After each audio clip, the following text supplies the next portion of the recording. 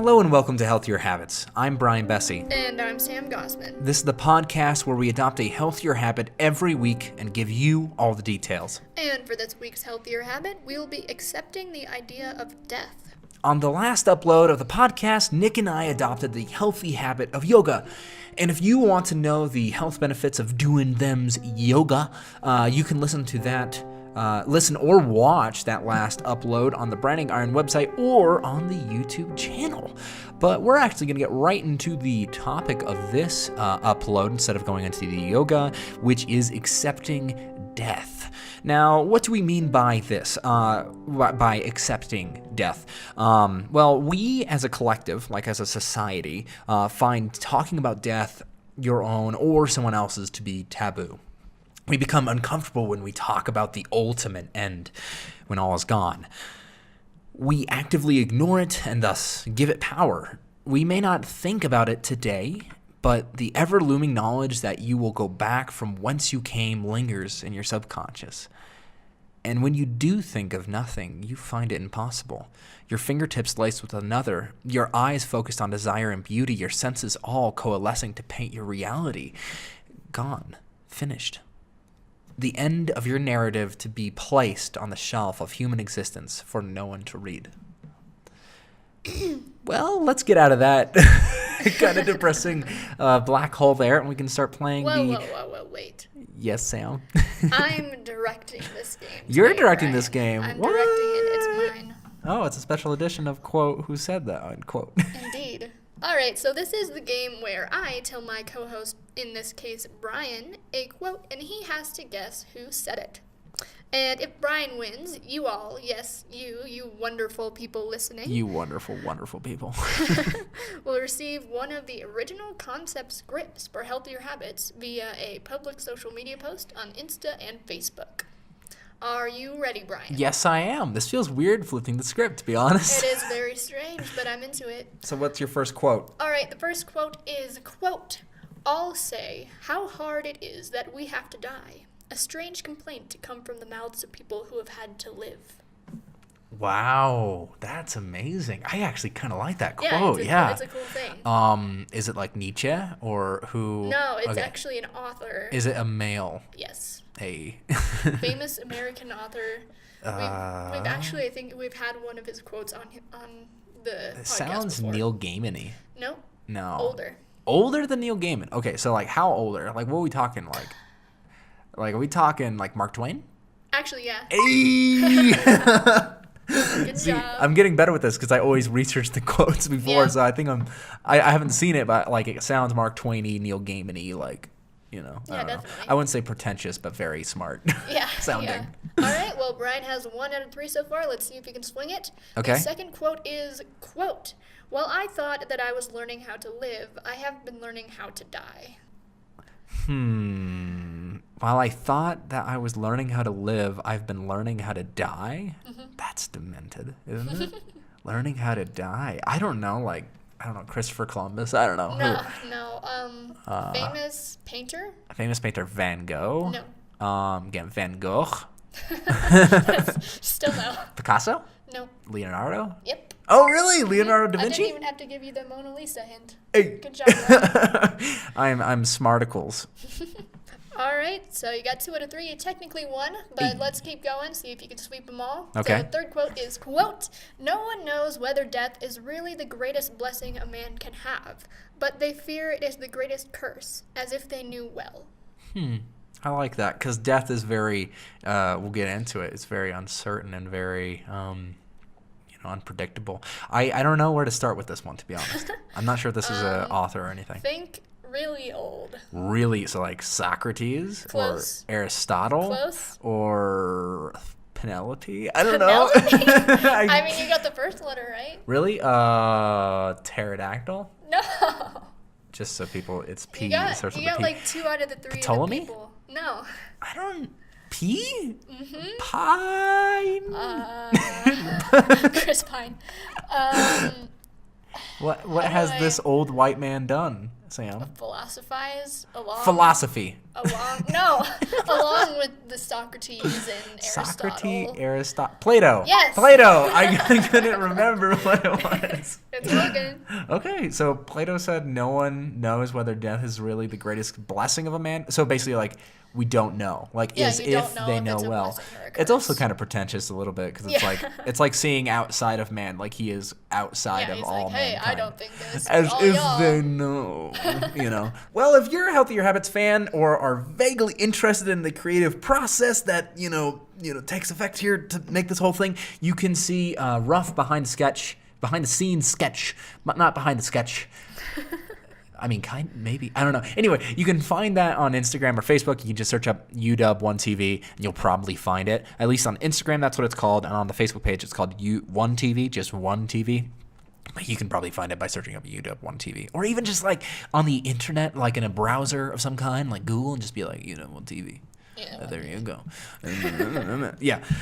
But we're going to actually get into this topic here, despite all the happy laughing. Which is accepting death, today's topic. Sam, do you accept the loving embrace of death? I don't know. Like a mother to her child, death holds you. That sounds sort of like something from Skyrim. Like the Dark Brotherhood. Yeah, exactly. Like how to get into Dark Brotherhood, Yep. like one of the passwords. Yeah, definitely. Yeah. But honestly, I've had my fair share of struggles with death anxiety in my life. I thought for a second you were going to say I had my struggles with death a few times.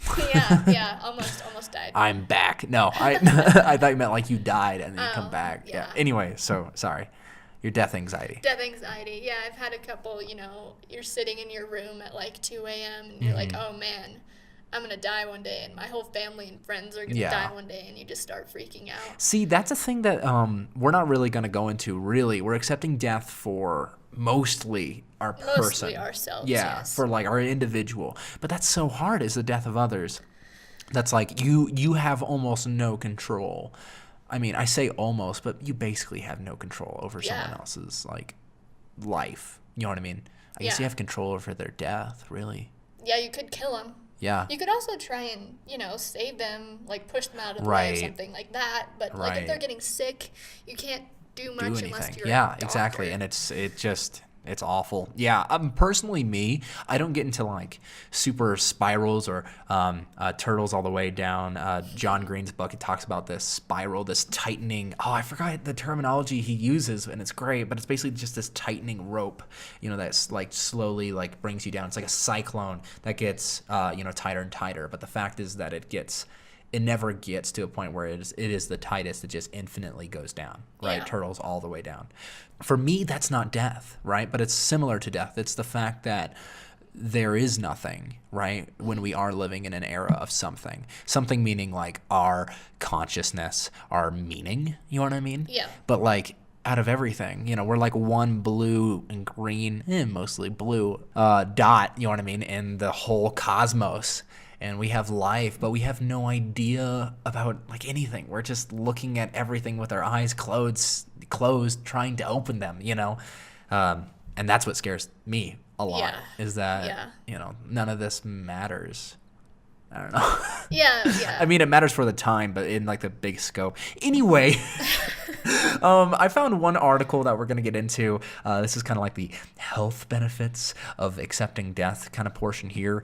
So I found this one article. The headline is "Why Accepting Death Will Make You Worry Less." And honestly, I thought this article was amazing. It was very well written. So I am not going to attempt to filter for Gustavo Rossetti. That's the man who wrote this article. I'm not going to try to, replicate what he has talked about in this article. I think it's great. So I'm just going to like paraphrase. So the article begins with this quote from the late and great Steve Jobs. He says, quote, "Death is the destination we all share. No one has ever escaped it. Death is very likely the single best invention of life. It is life's change agent. It clears out the old to make way for the new." Unquote. I thought that was... Sorry. What was that? Oh, I thought you were like making a point, like... No, I just had to clear my throat. Second that. Like, kind of thing. No, I think that's actually really interesting how he said that. As an inventor himself, like he talks about the best invention of life is death. which I think is really powerful, and I think a great way to open this article. But I'm just going to kind of paraphrase into the article. So he starts off, Patagonia is my favorite place, but I never thought it could be my last. I was trekking through the beautiful forest like I did many times before, but on this occasion, my stressed mind played me a trick, and I found myself lost. It was too dark and late to see my way back. I thought I was going to die. My clothes were not suited to spend the night in the middle of nowhere. The weather wasn't the only threat, though. That place was a natural habitat for mountain lions. We reflect on how we've lived when we are about to die. But shouldn't it be our deaths what guide how we live?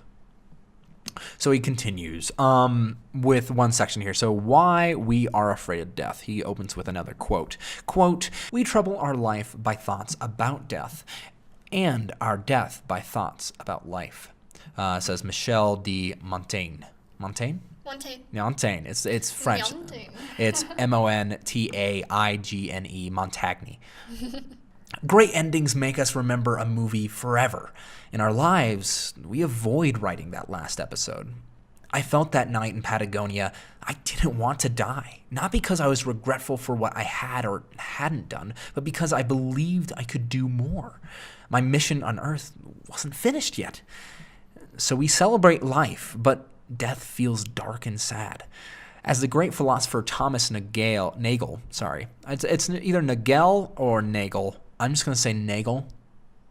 I think I should say Nagel or Nagel. Good. Okay, so Thomas Nagel asks, quote, if death is the permanent end of our existence, is it an evil? Unquote. Yeah. So, yeah, that's an interesting idea that death is always portrayed as evil. It's always like has the personification of the bones grabbing a scythe, cutting things. I don't know, cutting some corn. And it's really just the absence of anything. So Right. how can nothing be evil? Right. Exactly. And I feel like it's just, again, at the very beginning there when I read my little paragraph I wrote, talking about how our lives are novels to be written, to then be put on the shelf of human existence to never be read. That personally is one of my big fears. But not that anybody will read it, but that there's no point, that there is no one to read them. So there's no point. You know what I mean? Like this just infinite bookshelf of infinite stories that, the greatest novelization of a species, you know what I mean? Recorded. I don't know. Just in everybody's brains, and then their brains deteriorate and become...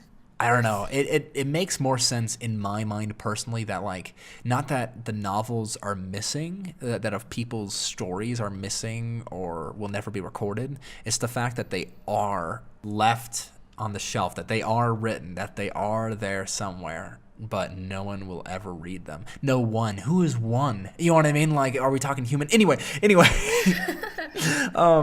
So... with death being personified as evil. So literature has played an influential role in portraying death as something evil because it deprives us of life. But as Nagel, or Nagel, or however you say that, explains, in the case of death, there's no subject to suffer an evil. As long as a person exists, he has not yet died, not experienced death, right? Once he dies, he no longer exists. Thus, there's no evil that death can cause that person. Yeah. It's just the end.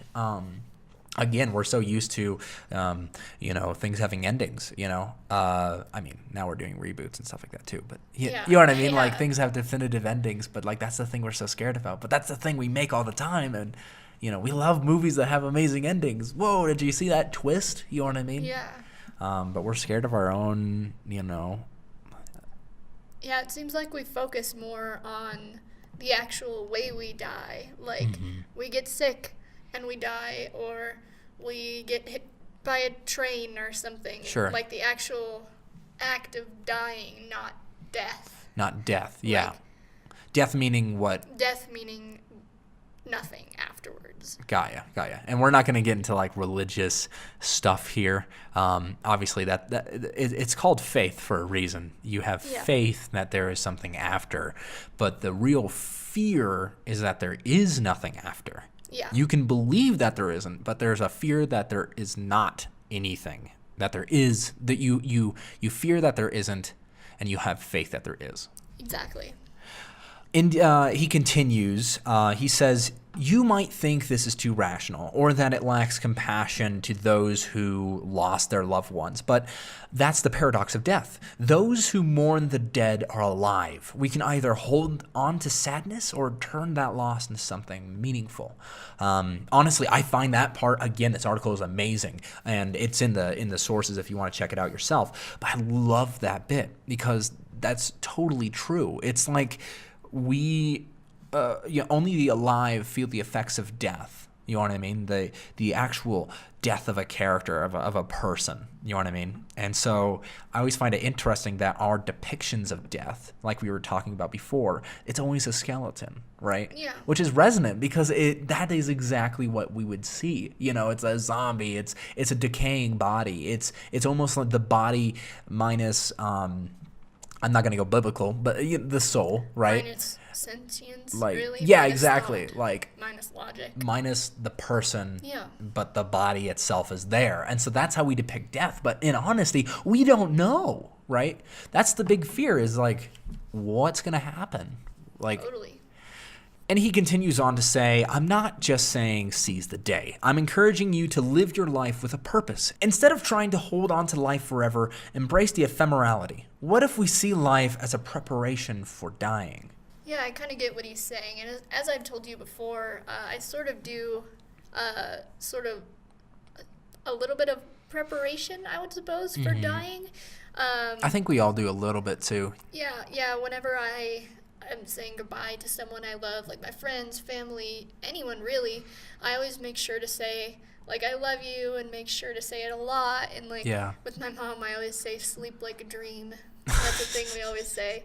Yeah. But I just try to make every goodbye good. Everything, because yeah. it could be the last time I see them. Right. Like, And whether it's my death or their death or right. anything like that. And in that moment, you're more focusing on the life that you have at the moment. You know what I mean? The opportunity for you to communicate. Because as the article continues, when death knocks your door, be ready to leave. Live without regrets. When you stop portraying death as evil, you'll start enjoying life. Yeah. So it's natural, but it hurts. It hurts, of course, right? And here we're mostly talking about other death, or even our death, I guess, too. Personal death. You just gotta. It's that old saying, you live to live. You don't live to die. You know what I mean? Mm-hmm. But as this article continues, it talks about how Western civilizations fear death. So he continues. In our material world, life has become a possession too, and we cannot let go of it. Interestingly enough, when someone dies, even the most religious folks feel sad. We hold on to life as a material property, thus blinding our spiritual beliefs. So let go of living. It's not a possession. You can't control how long you live, but you can manage how to come to terms with death and how you live.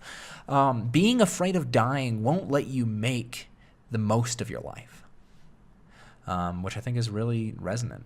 But then it kind of goes into this idea of when if you die tomorrow. There's always that when if, the uncertainty of death, right? But he goes on to talk about this exercise that he likes to do with himself and other people around him, which is this exercise he learned from Bernie Roth at Stanford. So we have to answer one at a time. We're actually going to do this, Sam. So if you had 10 minutes to live, Sam, what would you do right now? Right now, from sitting recording this podcast, I think that I would call my mom first.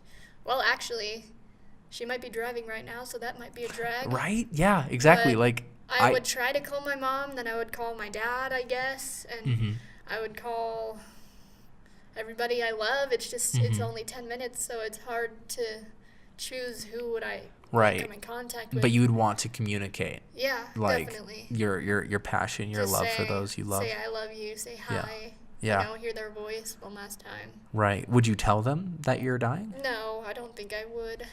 I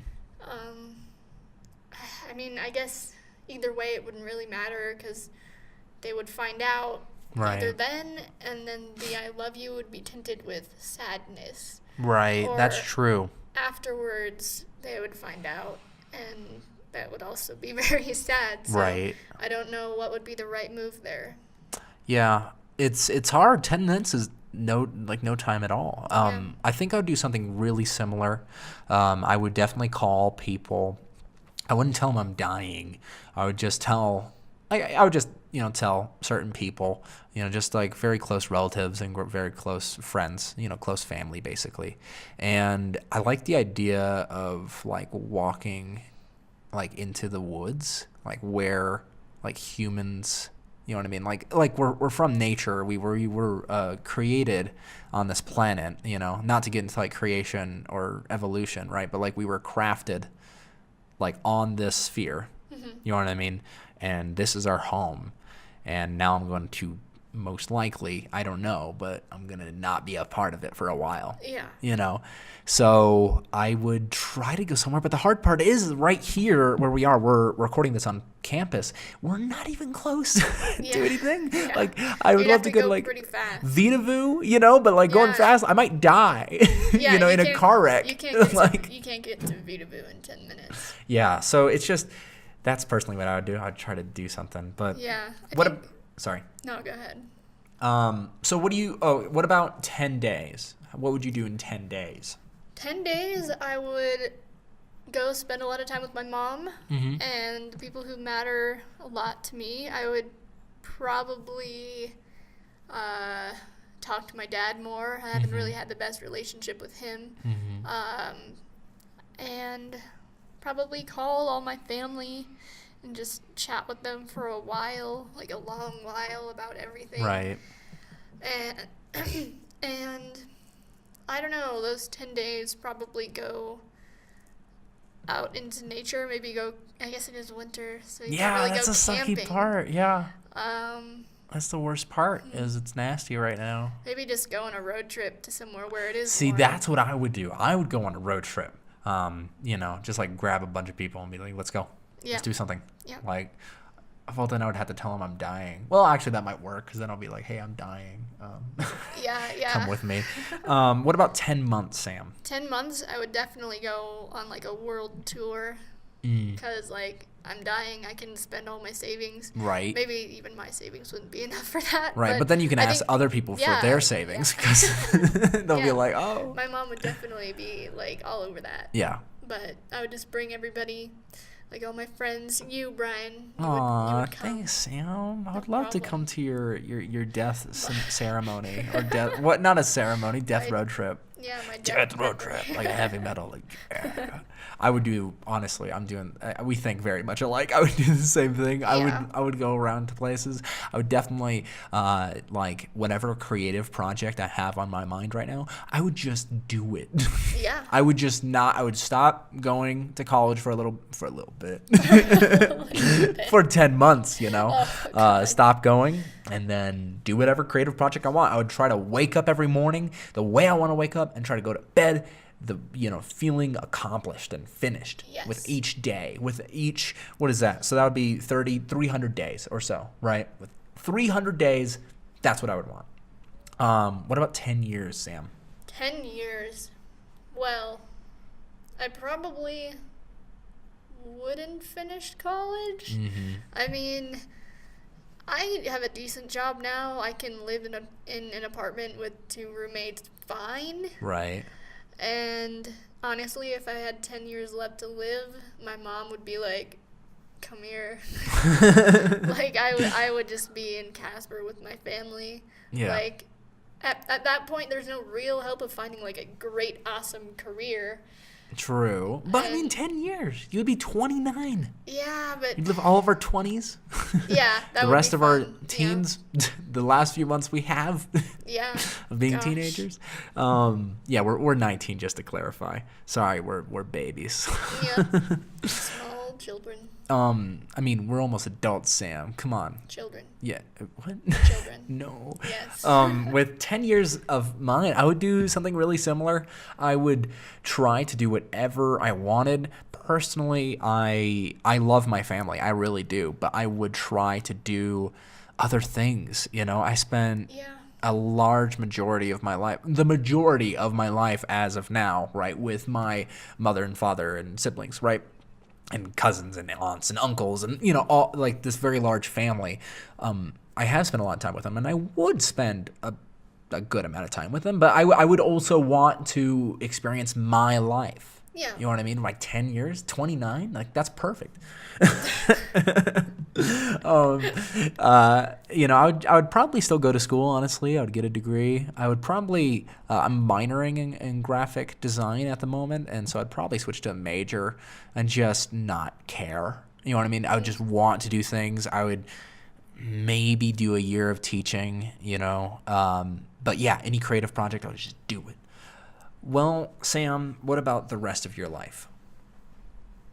Well, I guess I'd stay in college. I mean, honestly, thinking about it now, with the 10 years, I probably would. I mean, I only have 2 years left. Right, and I got exactly. 8 years to do something. Right, exactly. Something with your life. And I mean, like, a lot of people will do like 8 years of career and they might switch. They might have a different job. So, I mean, you can have an entire career-based life.